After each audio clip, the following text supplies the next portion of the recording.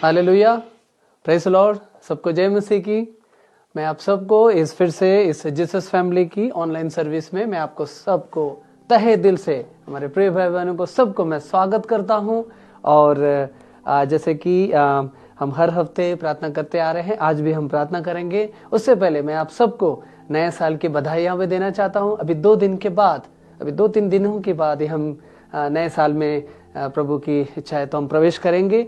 और हम आप सबको हमारे ओर से, हम सब की ओर से नए साल की मुबारकबाद और बहुत एक आशीष का वर्ष हो रहे, ऐसी शुभकामनाओं के साथ आइए हम प्रार्थना करें विभिन्न विषयों के लिए जो हमारे प्रिय भाई बहनों ने पिछले हफ्ते हमें भेजा है। हम सबसे पहले हम प्रार्थना करेंगे बहन स्मिता के लिए, जिन्होंने अपने कुछ आर्थिक जरूरतों के लिए प्रार्थना मांगा है। और काफी साल से ये बहन प्रार्थना कर रहे हैं कि उनका अपना एक खुद का घर हो। उन्होंने हाउसिंग लोन के लिए अप्लाई किया और प्रभु की दया से उन्होंने बताया गवाही के रूप में कि वो लोन सैंक्शन हो गया है। आमीन, हालेलुया। उसके साथ साथ वो चाहती हैं कि और भी जितने अमाउंट सैंक्शन हुआ है उससे और भी ज्यादा अमाउंट आवश्यकता है घर की पूरा निर्माण करने के लिए। तो इसलिए हम प्रार्थना करेंगे बहन स्मिता के लिए कि उनके हर एक जरूरतों को, फाइनेंशियल जो नीड्स है, प्रभु यहोवा जायरे परमेश्वर उसको पूरा करे। इसके लिए हम प्रार्थना करेंगे। और साथ ही साथ हम प्रार्थना करेंगे बहन ब्लेसी के लिए, जिन्होंने गवर्नमेंट जॉब के लिए ऑलरेडी उन्होंने अप्लाई कर चुके हैं और उसमें वो प्रोसेस में है उनका एप्लीकेशन। और हम प्रार्थना करेंगे उनको इस सरकारी जॉब उन्हें मिलने के लिए, हम उनके लिए प्रार्थना करेंगे।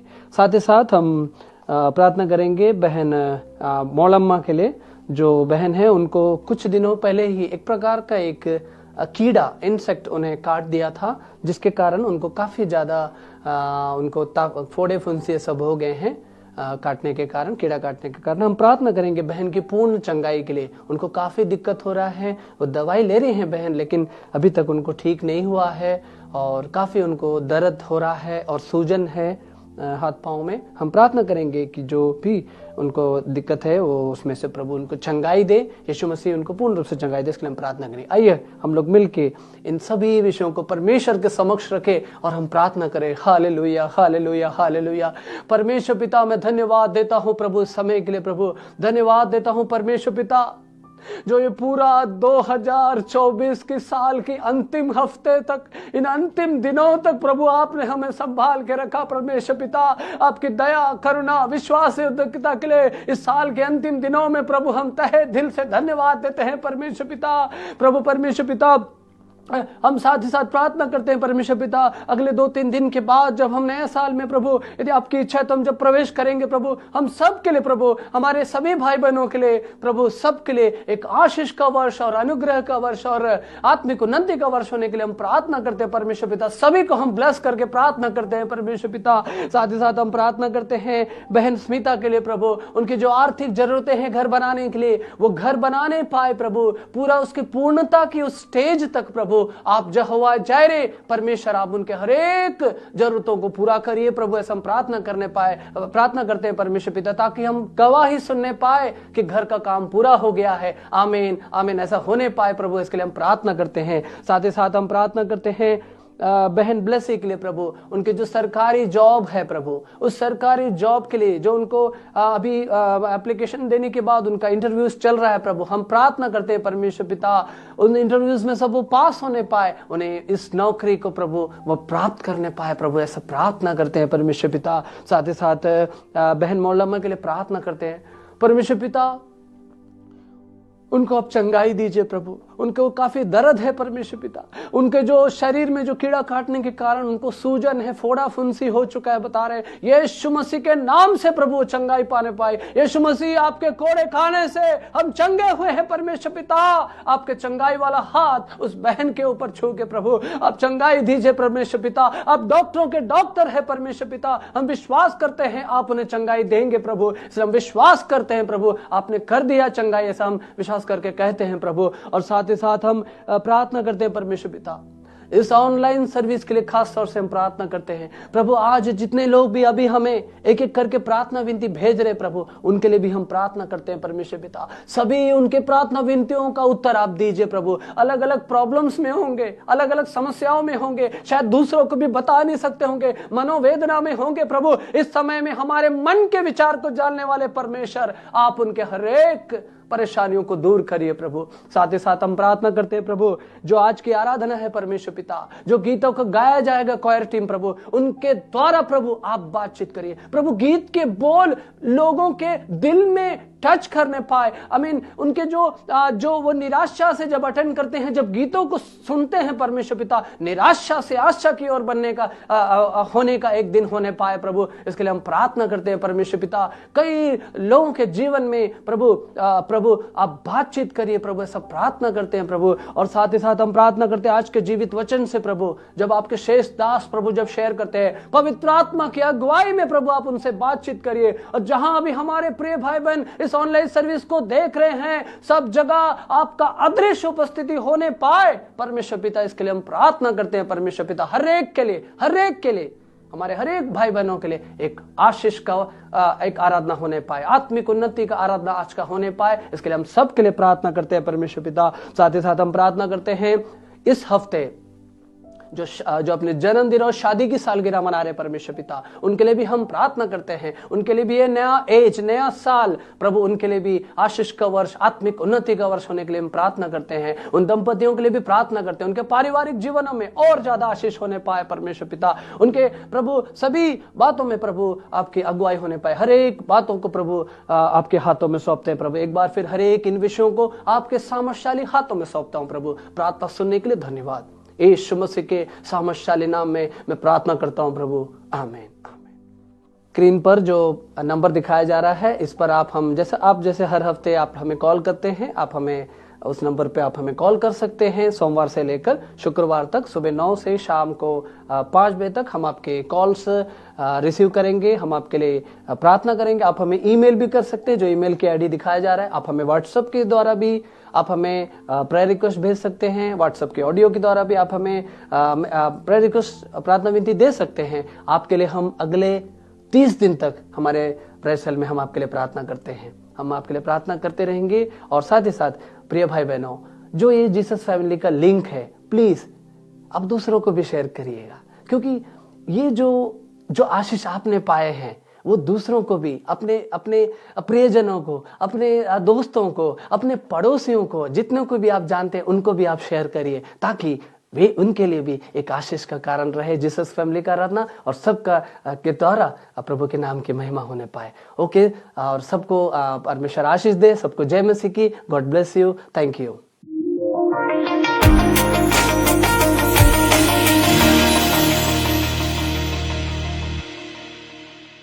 जय मसीह की, परमेश्वर के नाम की स्तुति हो। एक और सुबह प्रभु ने हमारी जिंदगी में दिया ताकि हम उसकी आराधना, उसकी स्तुति कर सके। आइए मेरे अजीजों, तहे दिल के साथ उस परमेश्वर की आराधना करें।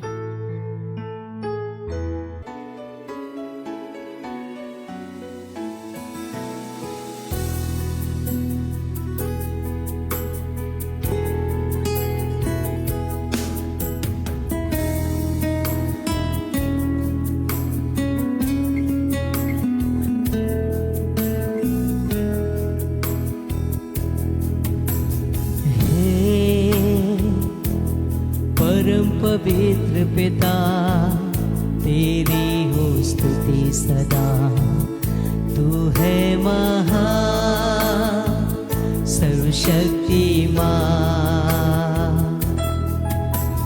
हे परम पवित्र पिता, तेरी हो स्तुति सदा। तू है महान सर्वशक्तिमान। पर्वत पक्षी सागर सारे करते हैं तेरी महिमा। पर्वत पक्षी सागर सारे करते हैं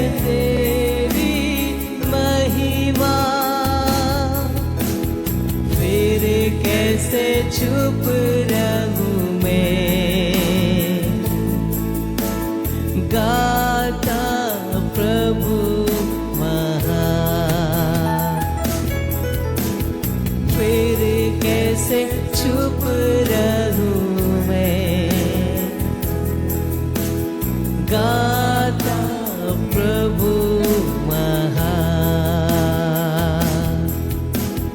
हे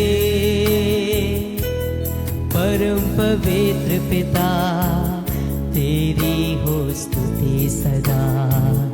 तू है महान सर्वशक्तिमान। हे परम पवित्र पिता, तेरी हो स्तुति सदा। तू है महान सर्वशक्तिमान। तू है महान सर्वशक्तिमान। आमीन, हालेलुया। उस परमेश्वर का हम धन्यवाद करें। सर्वशक्तिमान परमेश्वर आज आपके और मेरे मध्य में मेरे अजीज हो। उस परमेश्वर का हम धन्यवाद करें। आमीन।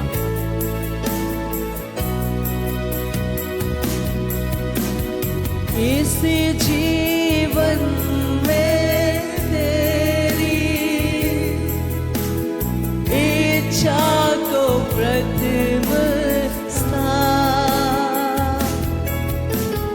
इस जीवन में तेरी इच्छा को प्रथम स्थान। करूं पूरी लगन से सेवा, अब सिर्फ यही अरमान। करूं पूरी लगन से सेवा, अब सिर्फ यही अरमान। मिलकर के हे परम पवित्र पिता, तेरी हो स्तुति सदा। तू है महान। यस, उस सर्वशक्तिमान परमेश्वर का हम धन्यवाद करें। हे परम पवित्र पिता, तेरी हो स्तुति सदा। तू है महान सर्वशक्तिमान। तू है महान सर्वशक्तिमान। जिस नाम में है जिंदगी, वो नाम है यीशु मसीह। जिस नाम में है बंदगी, वो नाम है यीशु मसीह। यीशु नाम, यीशु नाम, यीशु नाम, यीशु नाम, यीशु नाम, यीशु नाम की जय। यीशु नाम, यीशु नाम। आमीन। यीशु नाम, हालेलुया। तेरी महिमा हो की जय। हालेलुया। उस परमेश्वर का हम धन्यवाद करें, उसके नाम की हम जय जयकार करें। वो नाम हमें जिंदगी देता है मेरे अजीजों। हालेलुया। जिस नाम में मिलती है क्षमा, यीशु नाम में मिलती है शिफा। यीशु नाम में मिलती है कृपा। यीशु नाम में करना दुआ। यीशु नाम, यीशु नाम, यीशु नाम, यीशु नाम।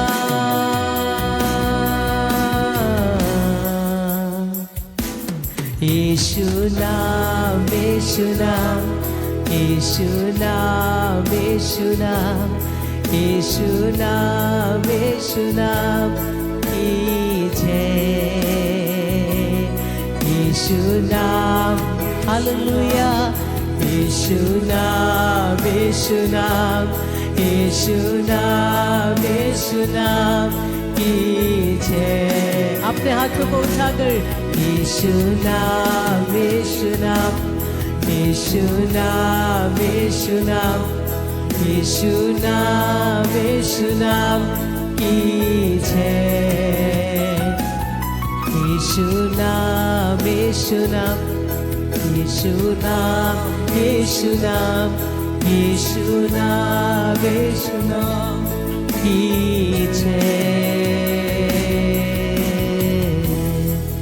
हालेलुया। वो नाम में चंगाई है, वो नाम में रिहाई है मेरे अजीजों, वो नाम में हमें शिफा है। हालेलुया। चाहे तुमको दिल से गाए ये गुण मिलके, तेरे नाम यीशु नाम की जय। चाहे तुमको दिल से, चाहे तुमको दिल से गाए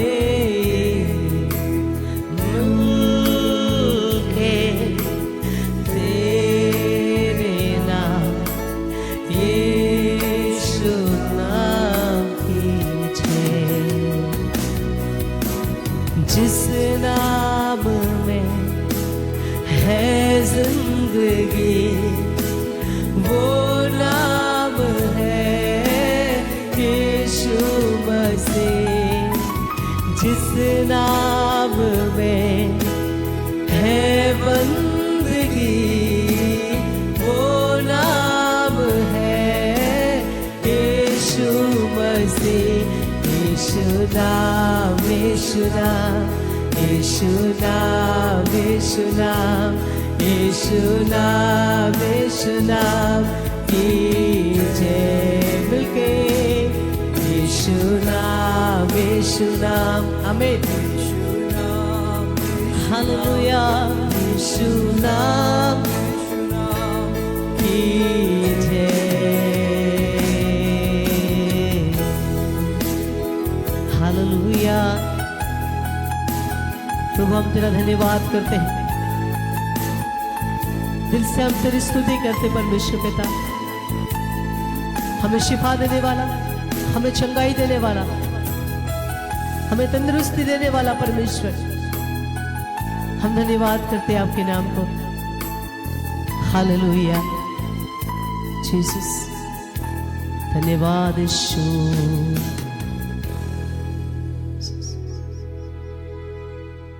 हालेलुया। मेरे अजीजों, प्रभु की कृपा है जो आप और मैं आज जिंदा है। क्यों ना हम इस गीतों को गाते हुए प्रभु की स्तुति करें। आप भी ताली बजाकर आनंदित हृदय के साथ इस गीत को गाते हुए उसकी आराधना करें। आमीन। जीसस। हालेलुया। आमीन। धन्यवाद यीशु।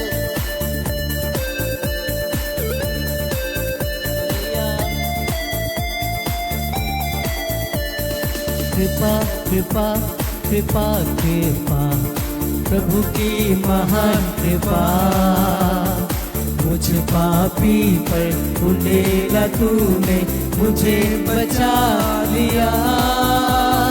तेरी महान कृपा, तेरी महान कृपा, तेरी महान कृपा, तेरी महान कृपा।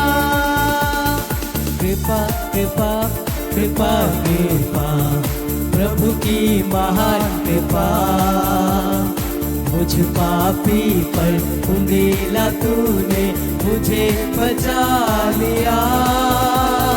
तेरी महान कृपा, तेरी महान कृपा, तेरी महान कृपा, तेरी महान कृपा। सब मिल करके ताली बजाते हुए उस परमेश्वर का हम धन्यवाद करें। निर्बलता में हमें बल देने वाला परमेश्वर, आमीन।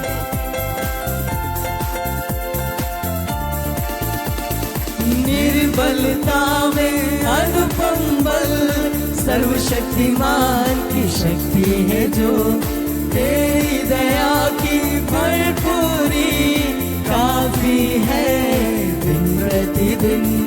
निर्बलता में अनुपम बल, सर्वशक्तिमान की शक्ति है जो, तेरी दया की भरपूरी काफी है दिन प्रतिदिन। यीशु का सामर मुझ पर उड़ेला, तेरी कृपा कैसे महान है। यीशु के सामर मुझ पर उड़ेला, तेरी कृपा कैसी महान है। कृपा कृपा कृपा कृपा, प्रभु का महान कृपा। मुझ पापी पर उंडेला तूने मुझे बचा लिया। तेरी महान कृपा, तेरी महान कृपा, आमीन। तेरी महान कृपा, तेरी महान कृपा। उसकी स्तुति हो, उसकी महिमा हो, जो हम पर दया करता है, उस परमेश्वर को हम स्तुति दे मेरे अजीजों, आमीन।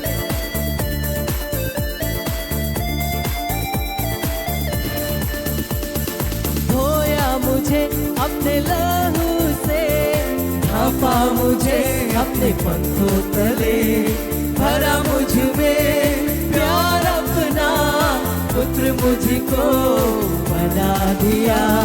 धोया मुझे अपने लहू से, ढांपा मुझे अपने पंखों तले, आमीन। भरा मुझ में प्यार अपना, पुत्र मुझको बना दिया। वारिस बना के अपना बनाया, तेरी कृपा कैसी महान है। वारिस बना के अपना बनाया, तेरी कृपा कैसी महान है। कृपा कृपा कृपा कृपा, प्रभु की महान कृपा। मुझ पापी पर उंडेला तूने मुझे बचा लिया। तेरी महान कृपा, तेरी महान कृपा, तेरी महान कृपा, तेरी महान कृपा।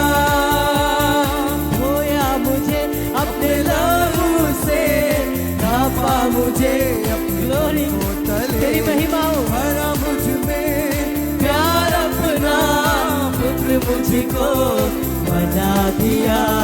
धोया मुझे अपने लहू से, ढांपा मुझे अपने पंखों तले, भरा मुझ में प्यार अपना, पुत्र मुझको बना दिया। वारिस बना के अपना बनाया, तेरी कृपा कैसी महान है। वारिस बना के अपना बनाया, तेरी कृपा कैसी महान। मिलके कृपा कृपा कृपा कृपा, प्रभु की महान कृपा। मुझ पापी पर उंडेला तूने मुझे बचा लिया। तेरी महान कृपा, तेरी महान कृपा, तेरी महान कृपा, तेरी महान कृपा। निर्बलता में अनुपम बल, सर्वशक्तिमान की शक्ति है जो, तेरी दया भरपूरी काफी है दिन प्रतिदिन। निर्बलता में अनुपम बल सर्वशक्तिमान की शक्ति है जो तेरी दया की भरपूरी काफी है दिन प्रतिदिन। यीशु की सामर्थ मुझ पर उगेला तेरी कृपा कैसे महान। हालेलुया। यीशु की सामर्थ मुझ पर उगेला तेरी कृपा कैसे महान है। कृपा कृपा कृपा कृपा प्रभु की महान कृपा। मुझ पापी पर उंडेला तूने मुझे बचा लिया। तेरी महान कृपा तेरी महान कृपा तेरी महान कृपा। हालेलुया। तेरी महान कृपा तेरी महान कृपा तेरी महान कृपा तेरी महान कृपा तेरी महान कृपा। उसकी स्तुति करें, उस परमेश्वर की महिमा करें। तेरी महान कृपा। हालेलुया। तेरी महान कृपा तेरी महान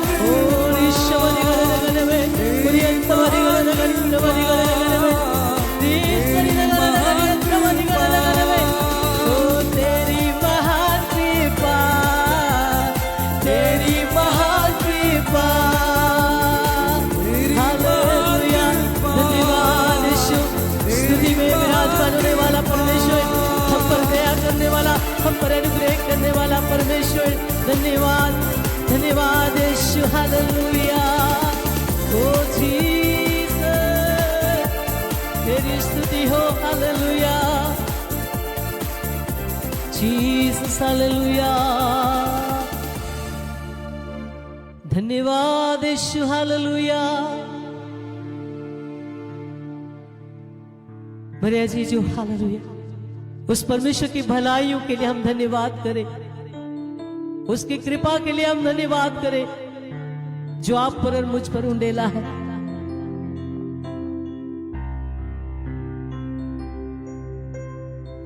निर्बलता में अनुपम बल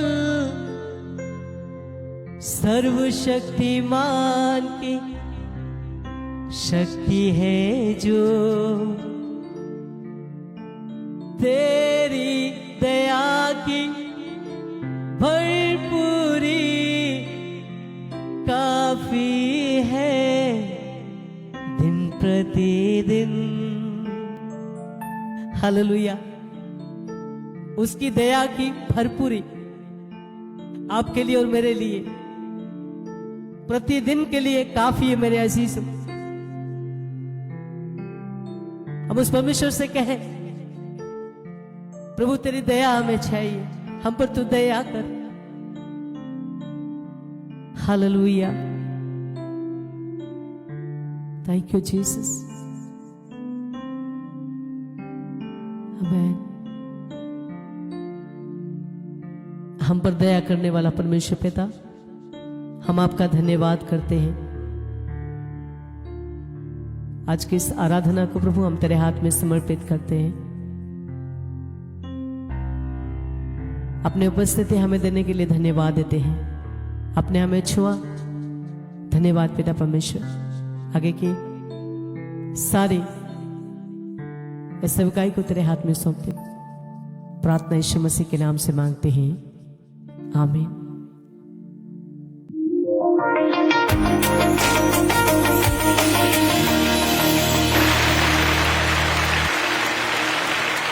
प्रभु यीशु मसीह के सामर्थी नाम में आप सबों को जय मसीह की। ये मेरे लिए फिर से सौभाग्य की बात है जीवित परमेश्वर के पवित्र वचन को आप सबों के साथ बांटना। आपकी प्रार्थनाओं के लिए धन्यवाद। हम भी आपके लिए लगातार प्रार्थना करें और हमारी परमेश्वर से प्रार्थना है कि प्रभु बहुतायत से आपकी जिंदगी के ऊपर अपनी आशीष को ढेलें। आप भी हमें अपनी प्रार्थना में उठाए रखें ताकि हम मिलकर जब परमेश्वर से प्रार्थना करें, प्रभु का राज आए, प्रभु की इच्छा पूरी होने पाए। एक और मैं आपसे निवेदन करना चाहता हूं, कृपया आप इन मीटिंग्स की लिंक्स को आप औरों के साथ भी शेयर करें, ताकि और भी लोग परमेश्वर के वचन को सुने, और भी लोग परमेश्वर में लगातार बढ़ने वाले हो सके। अजीजों, आज एक खास संदेश मैं आप सबके साथ बांटना चाहता हूं।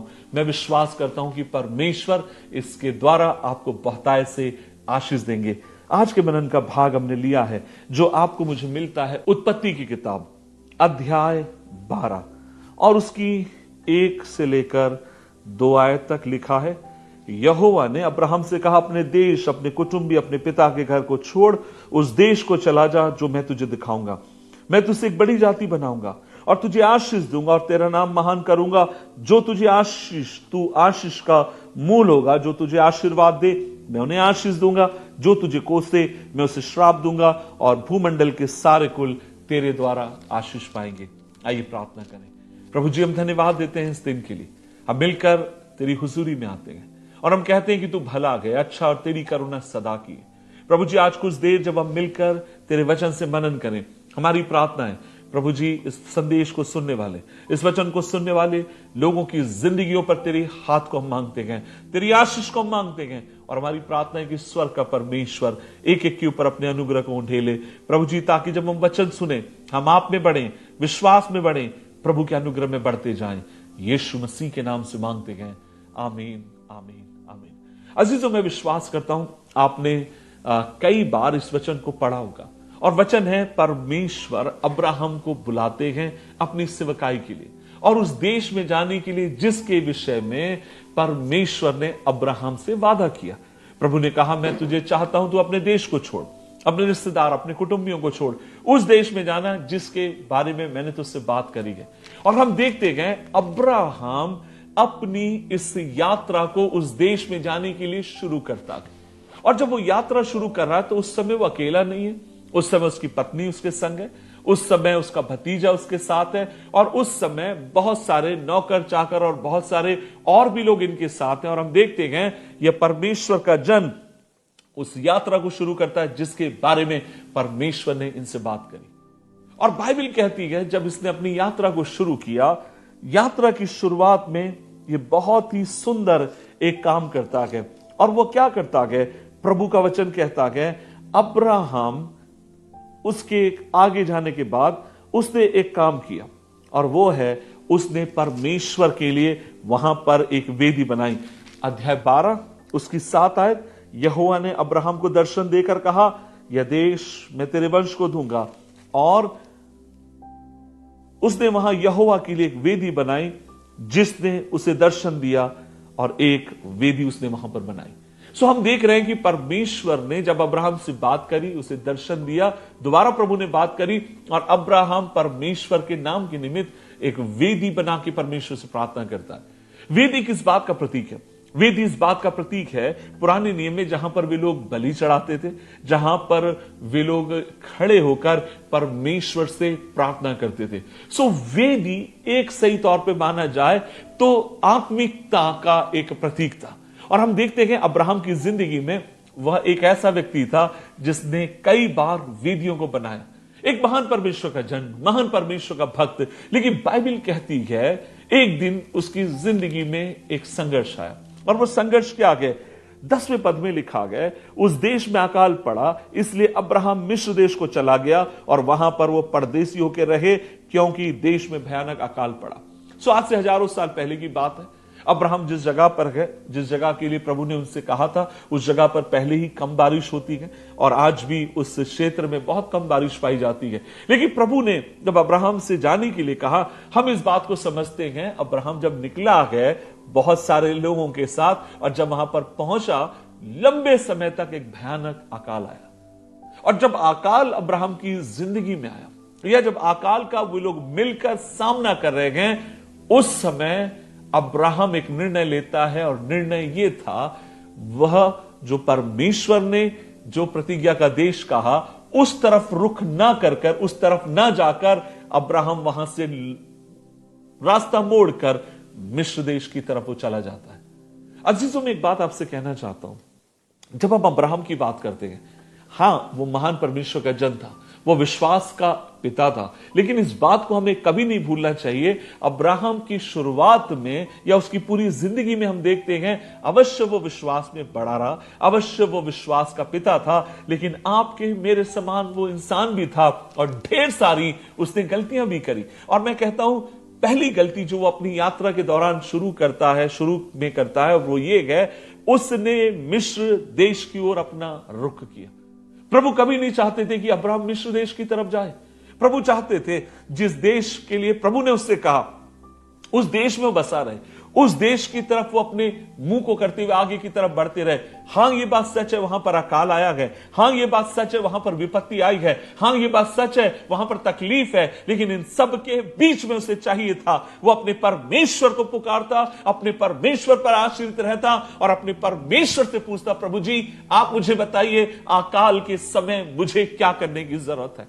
और मैं कहना चाहूंगा अब्राहम ने अकाल के समय प्रेशर में आकर एक गलत वो डिसीजन लेता गया, एक गलत निर्णय लेता गया ताकि अपने परिवार का वो संरक्षण कर सके। एक बात मैं आपसे कहना चाहूंगा, हम सब जिंदगी में गलत निर्णय लेते हैं और हम लोगों ने जिंदगी में जब कभी गलत निर्णय लिए, हमने कहां लिए हैं, कब हमने गलत निर्णय लिए हैं? हमने ज्यादा से ज्यादा तब हमने गलत निर्णय लिए हैं जब हम प्रेशर में थे, जब हम प्रॉब्लम में थे, जब हम विपत्ति में थे। हमें लगा मैं किस तरीके से इससे निकल पाऊंगा, हमें लगा मेरे लिए अब संभव नहीं है, हमें लगा अब हम आगे की तरफ बढ़ नहीं पाएंगे। और तब ऐसे समय में कई बार अनजाने में या कई बार अधिकांशतया जानबूझकर हमने परमेश्वर के रास्ते से अपने आप को हमने मोड़ लिया और फिर हमने बहाना बनाया कि प्रभु जी आप जानते हैं हालात कैसे थे।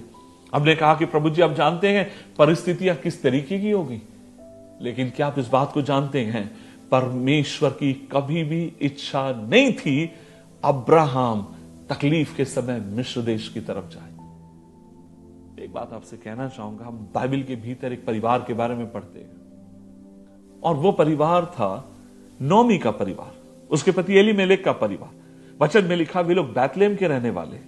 बाइबल कहती है वे लोग हंसी खुशी एक बैतलेहम में रहते गए और जब जो न्यायी लोग न्याय करते गए उन दिनों में यहूदा के बैतलेहम में अकाल पड़ा। और एलीमेलेक क्या करता है, एलीमेलेक ने एक काम किया, वह अपनी पत्नी को और अपने बच्चों को लेकर मुआब देश की तरफ चला गया। प्रभु इस बात से खुश नहीं था। उसका एक और कुटुंबी था, वो जवान था। और मैं कहता हूं जब अब एलीमेलेक वहां से जा रहा है, उसने जरूर एलीमेलेक से कहा होगा, एलीमेलेक मत जाओ, एक दिन परमेश्वर अपने लोगों की सुधि लेगा। और एलीमेलेक ने उसको भी बोला होगा, तू यहां क्या कर रहा है, यहां ज्यादा दिन और रहेंगे अकाल हो जाएगा, यहां ज्यादा दिन रहेंगे हम सब मर जाएंगे, एक काम कर तू भी हमारे साथ चल। उसने कहा होगा नहीं, मैं अकाल के समय में भी उस देश में बना रहना चाहता हूं जहां प्रभु मुझे रखेगा। मैं अकाल के समय में भी अपने परमेश्वर के ऊपर भरोसा रखना चाहता हूं। मैं अकाल के समय में भी अपने परमेश्वर के ऊपर दृष्टि लगाना चाहता हूं। मैं अकाल के समय में भी अपनी नजर को अपने परमेश्वर से मैं हटाऊंगा नहीं, क्योंकि मुझे पता है मेरा परमेश्वर हमारी एक दिन जरूर सुधि लेगा। और क्या हुआ, बचन में लिखा एलीमेलेक और उसकी पत्नी जब दोनों बच्चों को लेकर गए और हम देखते गए 10 साल के भीतर एक ही परिवार के भीतर हम 3 विधवाओं को हम देखते हैं।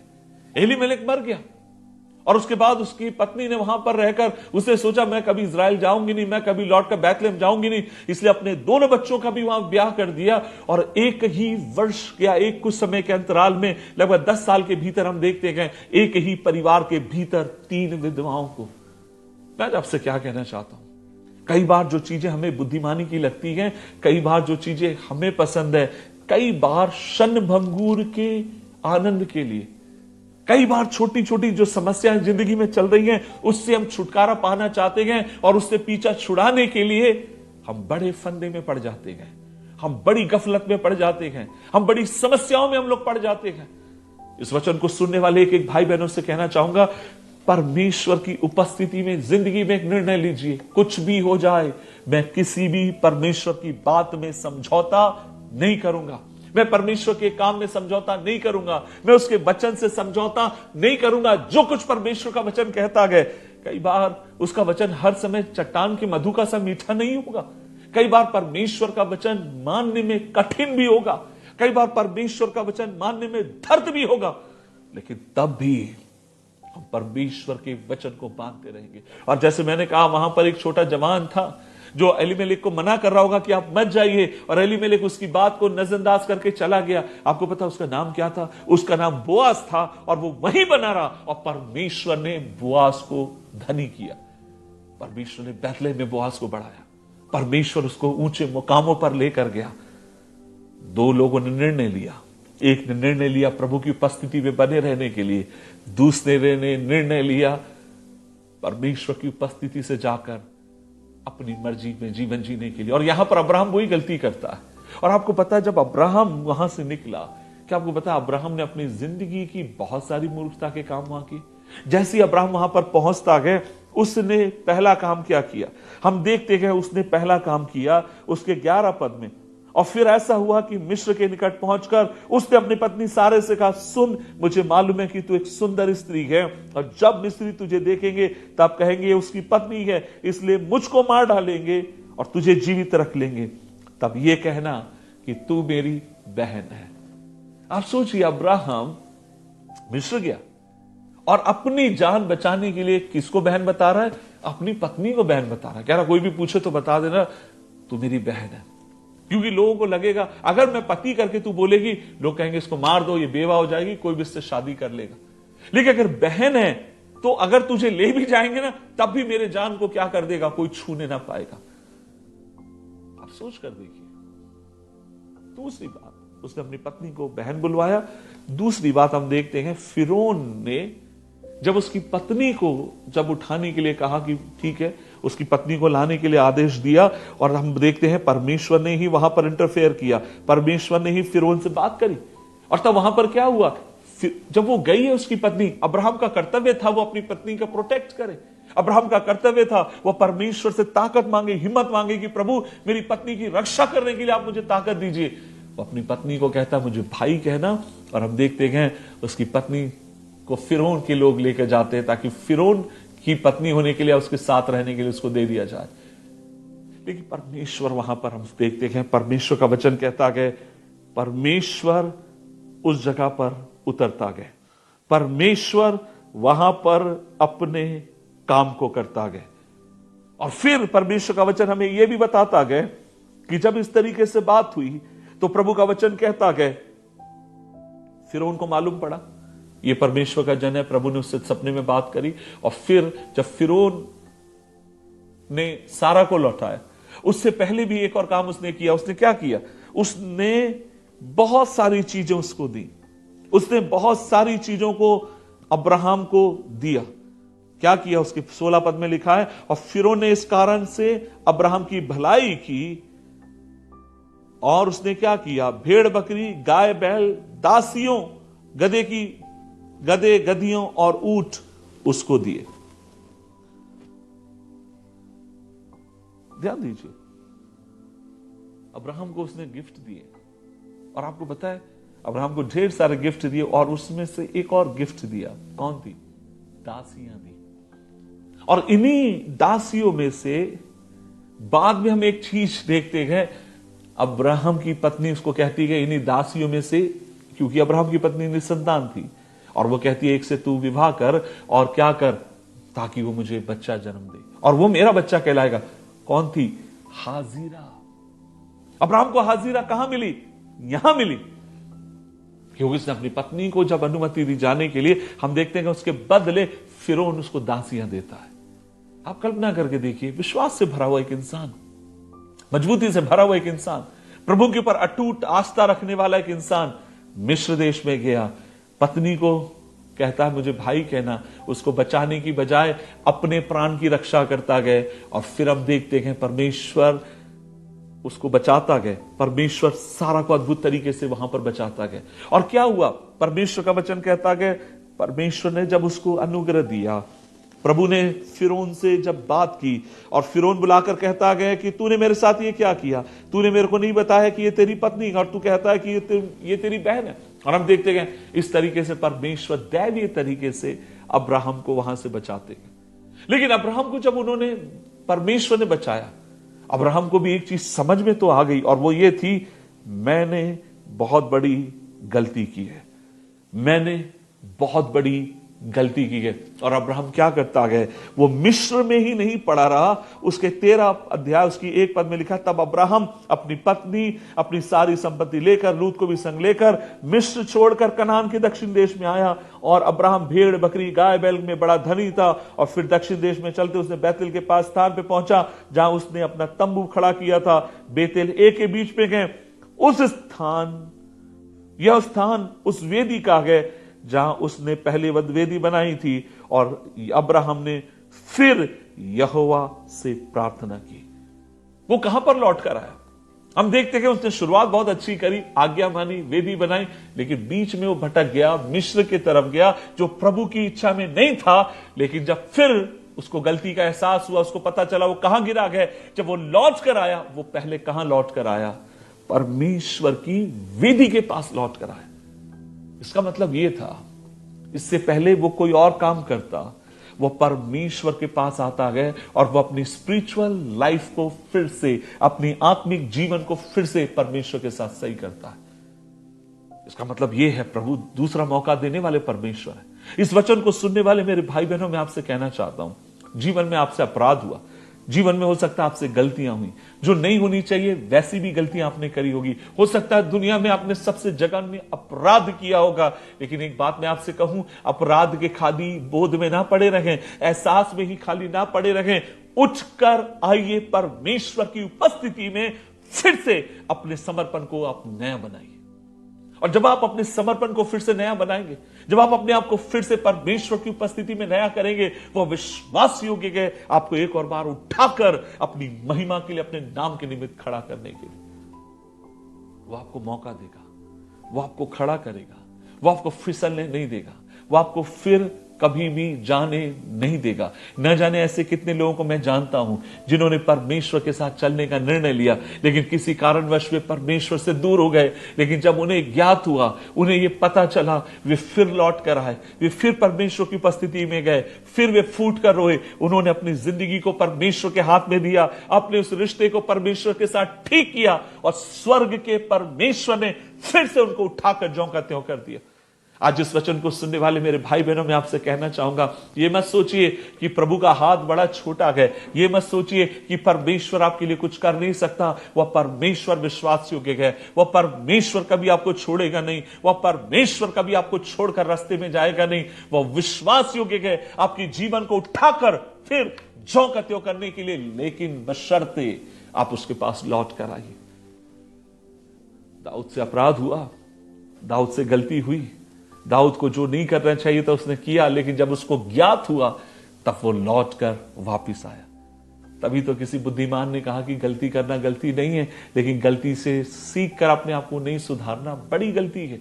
हम सब गलतियां करते हैं, लेकिन वो तो किसी बुद्धिमान ने कहा और हम उन बात की सराहना करते हैं। लेकिन मसीहत में क्या है, अगर हम गिर गए हैं, हमें फिर उठकर खड़े होना है, और हमें कहां पर आकर अपने आप को नया करना है, कहां आकर हमें रिस्टोर होना है? परमेश्वर की उपस्थिति में, प्रार्थना में, वचन में, भक्ति में, चर्च में, इबादत में हमें फिर से अपने आप को लगाकर आगे की तरफ हमें बढ़ने की जरूरत है। क्या मेरे भाई आप प्रभु से दूर हो गए? क्या मेरी बहन आप पहले ही सी वाचा से फिर लौट गए? क्या आपने परमेश्वर को, लगता है आपका दिल कहता है कि आपने परमेश्वर को धोखा दिया? आप उस ग्लानि में मत पड़े रहिए, वहां से उठ जाइए। वो आपको उठाकर एक और बार नए मुकामों पर लेकर जाने के लिए विश्वास योग्य है। अब्राहम से गलती हुई, लेकिन उसने पहला काम किया, उसने परमेश्वर के साथ अपने रिश्ते को ठीक किया। आपको पता है उसने दूसरा काम क्या किया? उसने दूसरा एक और काम किया, और वह है, हम देखते हैं अब्राहम के चरवाहों में और लूत के चरवाहों में लड़ाइयां होने लगी। और उसका बड़ा कारण था, क्योंकि दोनों के पास बहुत था। अब्राहम के कारण परमेश्वर ने लूत को भी आशीष दी, तो लूत भी धनी बन गया। अब इनके चरवाहे आपस में लड़ने लगे, तब अब्राहम एक काम करता है, वो लूत को अपने पास बुलाता है और कहता है, देख हम लड़ेंगे ना, ये अच्छी बात नहीं है। और वचन में क्या लिखा गया? वचन में मैं एक तरफ आपके ध्यान को खींचना चाहूंगा, जहां पर हम देखते गए अब्राहम एक काम करता गया, और परमेश्वर का वचन कहता है उसके 7 पद में, अब्राहम और लूत की भेड़ बकरियां और गाय बैल चरवाहों में झगड़ा हुआ, उस समय कनानी और परिज्जी लोग उस देश में रहते थे। तब अब्राहम ने लूत से कहा 8वें पद में, मेरे और तेरे बीच में और मेरे और तेरे चरवाहों के बीच में झगड़ा होने ना पाए, क्योंकि हम भाई बंधु हैं। सो कहां ये लोग रह रहे हैं? ये लोग अन्य जातियों के बीच में रह रहे हैं। और अब्राहम को मालूम है कि हर दिन जो चरवाहों के बीच में लड़ाई हो रही है, ये धीरे धीरे एक दिन ये लड़ाइयां बढ़ेगी और ये मेरे और लूत के बीच में लड़ाई को लड़ा देंगे। और तब अब्राहम एक बुद्धिमानी का काम करता है और वो कहता है लूत को बुलाकर, देख एक काम कर, हम भाई बंधु हैं, हमें लड़ना ठीक नहीं है। ऐसा करते हैं लूत, अगर तू पूरब जाएगा, तू किसी भी जगह देख ले जो तुझे पसंद है, जो जगह तुझे अच्छी लगती है, एक काम कर, उस जगह को तू चुन ले और मैं क्या करूंगा, उस जगह को तुझे दे दूंगा। अगर तू पूरब जाए तो मैं पश्चिम चला जाऊंगा, तू उत्तर जाए तो मैं दक्षिण चला जाऊंगा। और चुनने के लिए अब्राहम किसको अधिकार पहले देता है?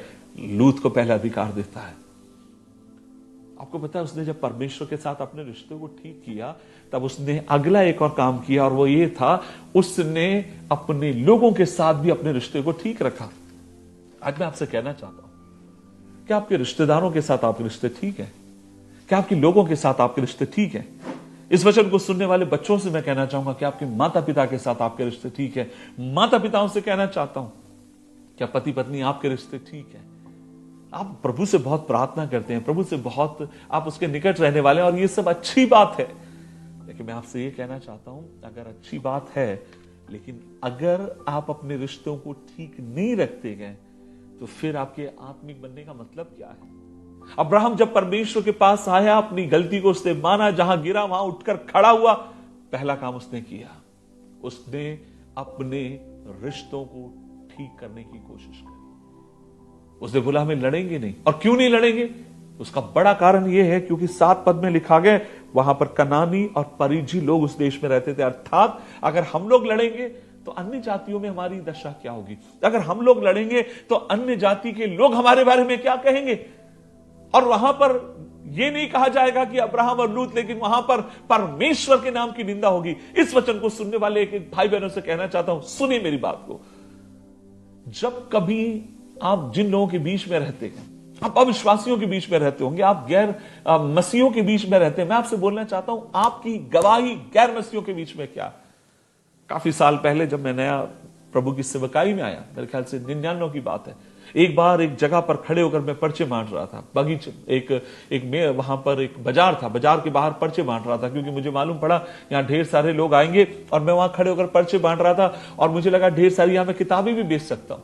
सो जब मैं पर्चे बांट रहा था, तब एक व्यक्ति के हाथ में मेरा पर्चा लगा और उसने मुझे देखकर बोला, हाँ मैं यीशु मसीह को जानता हूं। मराठी में बोला, हो मी ओळखतो येशू ख्रिस्ताला, वो मैं यीशु मसीह को जानता हूं। मैंने कहा आप जानते हो? मुझे लगा कहीं वो विश्वासी तो नहीं। मैंने पूछा आप उन ख्रिस्तित का क्या आप मसीह हैं क्या? तब उन्होंने कहा नहीं नहीं, मेरे बगल में एक व्यक्ति रहता है और जो बहुत शराबी है और वो क्रिश्चियन है, मैं जानता हूं। और मैंने उसको बोला कि, और वो बोलकर चला गया। मैं उसकी बात पर ध्यान देने लगा, उसने मुझे क्या कहा, मैं यीशु मसीह को जानता हूं। और मैंने पूछा कैसे जानते हो? और तब वो कहता है मेरे बगल में एक शराबी रहता है, मैं उसको पहचानता हूं।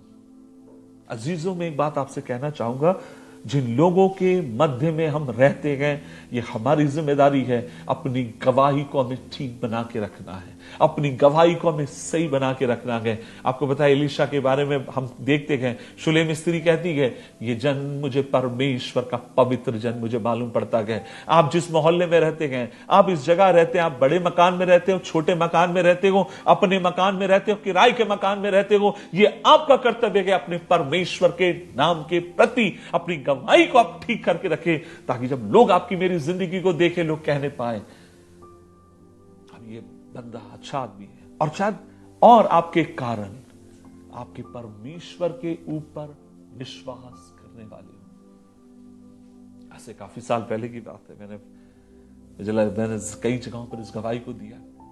मैं आगरा से कानपुर आ रहा था, उन दिनों में मैं कानपुर में रहकर प्रभु की सेवा कर रहा था, और एक शाम के समय वहां से आ रहा था तूफान एक्सप्रेस में, और टूंडला से मुझे वो मिली। मैं टूंडला आया, टूंडला से बैठा, जैसे अंदर आने के लिए हुआ, बिल्कुल जगह नहीं थी, बहुत भीड़ भाड़ वहां पर थी। बड़ी धक्का मुक्की करके मैं अंदर दरवाजे तक आया, किसी ने मुझे अंदर भेज दिया और मैं अंदर तक आया, और मैंने देखा एक भाई वहां बैठा हुआ था और उनके बगल में थोड़ी जगह थी खिड़की साइड में। मैंने उनसे बोला भैया थोड़ा आप सरकेंगे क्या, मैं आपके बगल में बैठ जाऊं? और उसने बहुत बुरी तरीके से मुझसे बात करी। मैंने बोला भैया आप बैठ जाइए, मेरे को नहीं चाहिए। जो सिंगल सीट आमने सामने होती है उसकी बात थी। मैंने बोला ठीक है आप बैठ जाइए। मैं वहां बैठा रहा। थोड़ी देर के बाद मेरे ख्याल से शिकोहाबाद, फिरोजाबाद करके एक जगह आती है जहां पर वो व्यक्ति उतर गया। मेरे पीछे एक जवान बंदा था, वो भी जवान लड़का था, 17-18 साल का एक लड़का था। वो भी मेरे पीछे खड़ा था। मेरे को मालूम था वो भी टूंडला से चढ़ा और हम लोग साथ में खड़े और मेरी इससे कोई बात नहीं हुई। थोड़ी देर के बाद जो व्यक्ति सीट पर बैठा हुआ था वो उतर गया। उस जगह के ऊपर मैं बैठ गया और जैसे ही मैं बैठा हूं मैंने इस जवान से बोला आप मेरे बगल में आके बैठ जाओ, और ये बैठ गया। और जब ये बैठ गया मैं खिड़की के बाहर देख रहा हूं। कुछ देर के बाद मेरी नजर पड़ी, ये मेरे चेहरे को देख रहा है। मैं समझ नहीं पा रहा हूं ये मेरे चेहरे को क्यों देख रहा है। और जैसे मैं उसको देखूं वो और जगह देखने लगे। तब मैंने उस जवान से पूछा, मैंने कहा भैया सब ठीक है क्या नाम है आपका? और तब वो मेरे से बोलने लगा सर मैं एक बात आपसे पूछूं। मैंने कहा क्या बात है? तब मेरे से बोलने लगा सर आप कौन हैं, आप क्या करते हैं? मैंने बोला आपके मन में सवाल क्यों आया? और तब वो मेरे से कहता है सर मैं इतनी देर से आपके साथ खड़ा था, आपने उस व्यक्ति से सीट मांगी बैठने के लिए, थोड़ा सरकने के लिए, उसने नहीं दी, आपसे बदतमीजी से बात करी, लेकिन जब आपको मिली आपने मुझे बोला बैठने के लिए। सर आप कौन है? और तब मेरे भीतर से एक आवाज आई जैसे मानो परमेश्वर ने इस जवान को मेरे हाथ में दे दिया हो। और तब मैं उससे कहता हूं मैं यीशु मसीह का प्रचारक हूं, मेरा नाम किशोर सागर है। और मैं आपसे कहना चाहता हूं लगभग वहां से कानपुर की दूरी लगभग 2 से 2.5 घंटे की थी और मैं उसके साथ बात करता रहा, प्रभु के प्यार के बारे में बताता रहा। कानपुर पहुंचने तक उस जवान ने प्रभु यीशु मसीह को प्रभु जानकर स्वीकार कर लिया। और उसके बाद मेरी उससे कई बार मुलाकात हुई। फिर धीरे से मालूम पड़ा वो लखनऊ में रह रहा है, किसी चर्च में एक अच्छी कलीसिया का वो आराधक है। प्रभु ने उसके पूरे परिवार को बचाया गया। मैं आज आपसे क्या कहना चाहता हूं, आपके मेरे व्यवहार के कारण लोग परमेश्वर के नाम को जाने। प्रभु ने हमें बुलाया होगा लेकिन हमसे कहीं गलती हो गई है। लेकिन अब्राहम की जिंदगी हमसे कहती है अगर आप मिस्र में हैं, गलती हो गई है, उठ जाओ, फिर से उस वेदी के पास आओ। उस वेदी का मतलब है परमेश्वर की उपस्थिति में, उसकी हुजूरी में, उसकी संगति में। और उसमें इतनी ताकत है वो आपको फिर बल देकर खड़ा कर देगा, नया बना देगा और अपनी महिमा के लिए परमेश्वर आपको इस्तेमाल करेगा। आइए मिलकर हम प्रभु से प्रार्थना करें। यदि कहीं पर आप कमजोर हैं, आप गिर गए हैं, आपको लगता है आपको सहायता की जरूरत है, आप प्रार्थना करिए, परमेश्वर आपकी मदद करेंगे। अगर आपको लगता है कहीं पर आप पाप में हैं, प्रभु से बोलिए वो आपको पाप से छुड़ाए, पाप से आपको आजाद करे। आप परमेश्वर की उपस्थिति में आए, फिर से खड़े हो जाएं और परमेश्वर अपनी महिमा के लिए आपको इस्तेमाल करने वाला हो। आइए मिलकर प्रभु से प्रार्थना करें। प्रभु जी हम धन्यवाद देते हैं इस दिन के लिए, हम मिलकर आपकी उपस्थिति में आते हैं। खासकर प्रभु जी आज इस संदेश को सुनने वाले एक एक भाई बहनों के लिए मैं दुआ करता हूं। प्रभु आपने हर एक को बुलाया, एक बुलाहट हर एक की जिंदगी में दी। लेकिन मेरी प्रार्थना है यदि कोई व्यक्ति ऐसा है जो रास्ते में गिर गया है, बिखर गया है, यीशु मसीह के नाम में उठकर खड़ा हो जाए। प्रभु जी आपकी वेदी के पास आए जहां पर आप उसको नया करें ताकि अपने रिश्तों को फिर से साध कर नया कर आप में बढ़ने वाला हो जाए। आपकी आशीष हम मांगते गए, आपका बरकत हम मांगते गए, आपका मजबूत वाला हाथ हम मांगते और कहते गए। प्रभु एक एक के ऊपर अपनी आशीष को ढेर ले पाए। प्रभु जी आज हम फिर दुआ करते हैं जो अगर कोई बीमार है आज इस संदेश को सुनने वाला, यीशु मसीह के नाम में चंगा किया जाए। यदि कोई कर्ज में गए, प्रभु जी आप उन्हें हिम्मत दीजिए ताकि आपके बल से वो अपने कर्ज को चुकाने वाले हों। प्रभु जी मेरी प्रार्थना अगर कोई निराश, कोई हताश, कोई पाप में अगर पड़ा हुआ है, मसीह यीशु के नाम में उठकर खड़ा हो जाए, फिर आपकी संगति में आए और आप में बढ़ता जाए। ऐसी हम आपसे प्रार्थना करते हैं। हमें से एक एक जन को आपके पाक और पवित्र लहू में छुपाते गए। प्रार्थना सुनने के लिए धन्यवाद। यीशु मसीह के नाम से मांगते गए, आमीन आमीन आमीन। अब परमेश्वर पिता का प्रेम, पुत्र यीशु मसीह का अनुग्रह, पवित्र आत्मा की संगति, सहभागिता हम सबों के साथ, सुने गए वचन के साथ हमेशा हमेशा होती रहे। आमीन आमीन आमीन। प्रभु की वेदी के पास लौट कर आए, वो आपसे प्यार करता है। प्रभु आप सबों को आशीष दे। जय मसीह।